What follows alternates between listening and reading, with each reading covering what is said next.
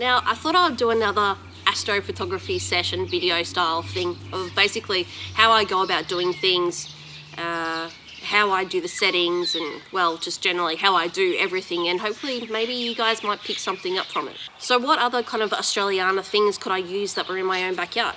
Other than the kids' toys and bulldozers and all those kind of crazy things, the only thing that I could think of was a windmill, which I have. It's only maybe 1 metre high, but it's going to be perfect. I really love that guy next door who keeps busting his chainsaw out, eh?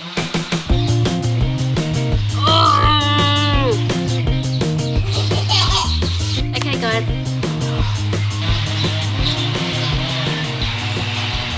I really enjoyed doing the... No! Really? How much wood does it need to cut? Why not try and create my own windmill shop in my own backyard? So the windmill's in its spot, and I don't know, I've done some test kind of compositions with the camera, and so far I kind of don't really like how it's placed, because you can still see like a lot of the house next door, and when you go really low the windmill actually starts to kind of distort a lot with the wide angle lens. So I don't know what to do. What do you think, Will? Buy the cable, Mum. You reckon? Yeah. I guess that's a good idea, isn't it?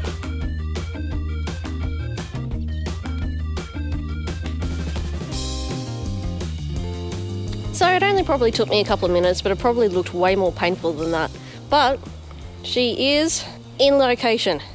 Putting it on top of the camper is definitely the best option. It's much higher, as well as like composition wise, I've already had a couple of shots with the camera, and there's going to be like a nice base underneath it. The windmill itself isn't going to be too distorted, and yeah, it's much better definitely on top of the camper. So the goal for tonight is to do a time lapse primarily, because usually when I'm out on, you know, private properties or country roads, I only usually do a time lapse for, I don't know, maybe an hour, and that way I've got enough battery to kind of do other shots or other locations and so forth, whereas I'm only interested in doing one composition by using the same settings as what I usually would for an image. I'll actually be able to get 5 to 10 of those photos and actually stack it together to get a really nice clean image with a lot less noise. Anyway, I'll wrap it up and I'll catch you in a little bit. Welcome back, everybody. It's after 9 o'clock. I'm so keen to get into this time lapse. So here's my little setup for tonight. I've got my chair, I've got my esky, which is also a great little table that I've got everything sitting on. And of course, I've got my camera and tripod already set up, pointed up towards the windmill. So the settings that I'm using is 14mm wide angle lens, ISO 3200 at f2.8 for a shutter speed of 20 seconds. So I've just taken one picture just to make sure everything is right. At the moment, I've got the Milky Way pretty much centered towards the bottom of the frame. I've got a couple of trees kind of leaking in around the sides, but I don't really care about them because it's all about the Milky Way. Now, it's actually just coming into frame right now from behind the tree, so I need to get this time lapse happening right away. So I was around this point when I actually realised that the time lapse wasn't going too well at all.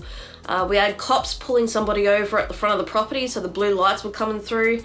Hubby kept forgetting I was doing a time lapse in the backyard and kept turning the back porch light on. Yeah, I started the time lapse again. And I made a little lens warmer as well, so I'll take you through that now. Okay, now because it's so cold where I'm living here, the lenses themselves get quite foggy over. So I really need to use lens warmers. I got told how to make myself a DIY one, so I'll take you through it really quickly. All you need is hand warmers, nice and big size, piece of foil, cut down sock, butterfly clip, glad wrap. Go like that. Fold it over. Then you use the butterfly clip, wrap it around your lens. One last thing to do, intervalometer or a remote control. So I've connected the trigger, I've got everything ready. I've done a couple of test shots just to make sure that everything is looking really good. And I'm really happy with how everything's kind of looking right now. So get it started, come back out here in about 3-4 hours and see how it goes.